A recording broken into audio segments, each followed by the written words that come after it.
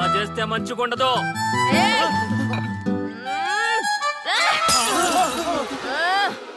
ఎవరా మీరు? మేమంతా నీ లవర్సు. మాలో ఎవరిని ప్రేమిస్తావో తెలుసుకుందామని చిన్న ఆశ. ఆర్య గారిని తప్ప మీ అందరినీ ప్రేమిస్తూనే ఉంటాను. మా టీంలో ఆర్యగడే వర్రా. ఏమన్నా ఆ పేరు గలవాడు ఎవడూ లేడనా? నువ్వు లవ్ లో ఫెయిల్ అయినా నాకు ఓకే. ఎవడో లవ్ లో ఫెయిల్ అయింది? మనం ఎప్పుడూ సక్సెస్. చిన్నప్పుడు ఆర్యగడి లవ్ స్టోరీలో సక్సెస్, పెద్దప్పుడు ఆర్యగడి లవ్ స్టోరీలో కూడా సక్సెస్.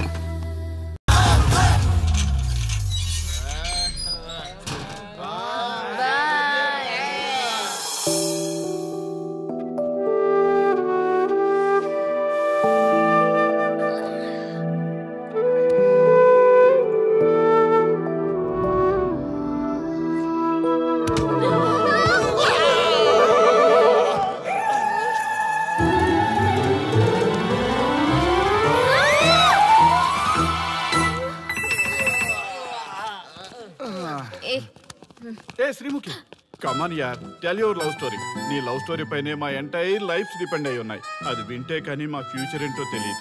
ఓకే ఓకే, కానీ ఇక్కడ చెప్పను. రాత్రి దేవదాస్ పార్క్ రండి, అక్కడ చెప్తాను. అమ్మో బార్లోనా? రాత్రి నువ్వు అమ్మోరు కంటే పవర్ఫుల్ అమ్మో. నిన్ను డీల్ చేయడం మా ఎవరి వల్ల కాదు. నీకీ లవ్ స్టోరీ కోసం నాకీ పెళ్ళాంకి 3 తలాకులు చెప్పినాయి. అందుకైనా ఇప్పుడైనా లవ్ స్టోరీ చెప్తాయి. ఓ మై గాడ్, నీ లవ్ స్టోరీ గురించి ఆలోచిస్తుంటే బీపీ షుగర్లే కాదు లోకంలో ఉన్న జబ్బులన్నీ వచ్చేస్తాయి. డార్లింగ్, ఈ ట్విస్ట్లన్నీ మేము భరించలేం. కావాలంటే మా ఆస్తులు మొత్తం రాసిచ్చేస్తాం. ఈడు దేవదాస్ రెస్టారెంట్ అండ్ బార్ కి ఓనర్. కావాలంటే ఈడు కాళ్ళు పట్టుకుంటా, లేదంటే కాలర్ పట్టుకుంటా. అది కాదంటే ఆ బార్ నీ పేరు మీద రాయిస్తా.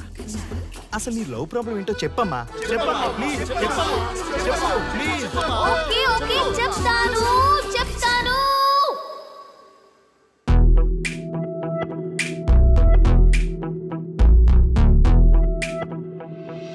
మాది వైజాగ్. నేను డిఫెన్స్ లో డాక్టర్ గా వర్క్ చేస్తున్నాను. లాంగ్ లీవ్ మీద హైదరాబాద్ వచ్చాను. ఆ రోజు ఉదయాన్నే నాకు ఒక ఫోన్ కాల్ వచ్చింది. ఫస్ట్ కాల్ కస్టమర్ కేర్ అనుకున్నాను, కానీ ఆ కాల్ నా జీవితాన్ని మార్చేసింది.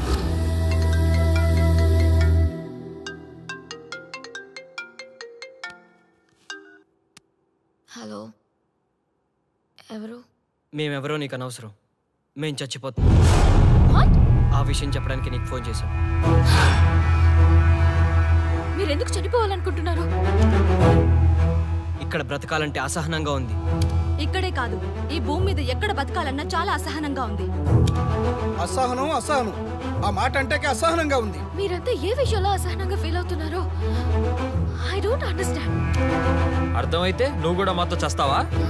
అలాంటి ఫీలింగ్ నాకు కలగాలి కదా. అయితే విను.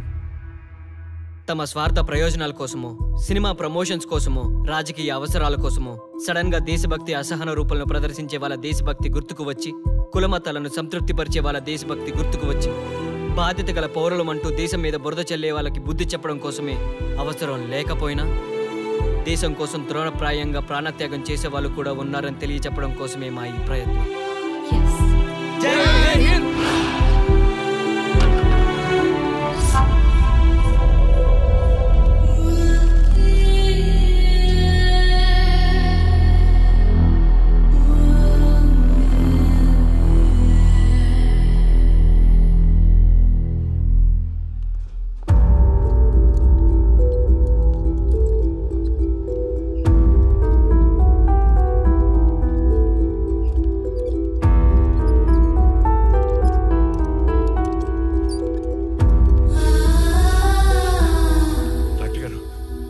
శ్రీముఖి ఎలా ఉంది? She is okay, out of danger. మీరు వెళ్ళి చూడొచ్చు. Thank you sir.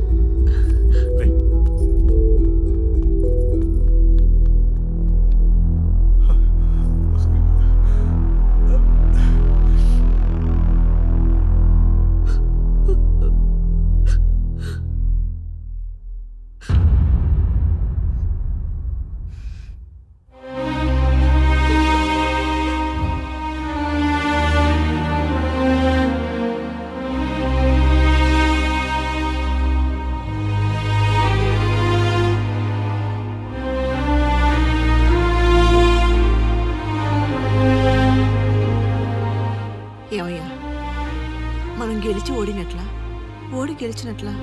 ఎవరికైనా యవ్వనం గెలుపు, వృద్ధాప్యం ఓటమి. జీవితం అంటే గెలుపు ఓటముల కలయిక. అవును కదా, అందుకే ఉంటే ఇద్దరం కలిసే ఉందాం, పోతే ఇద్దరం కలిసే పోదాం. నన్ను వేరు చేసి మాట్లాడొద్దయ్యా.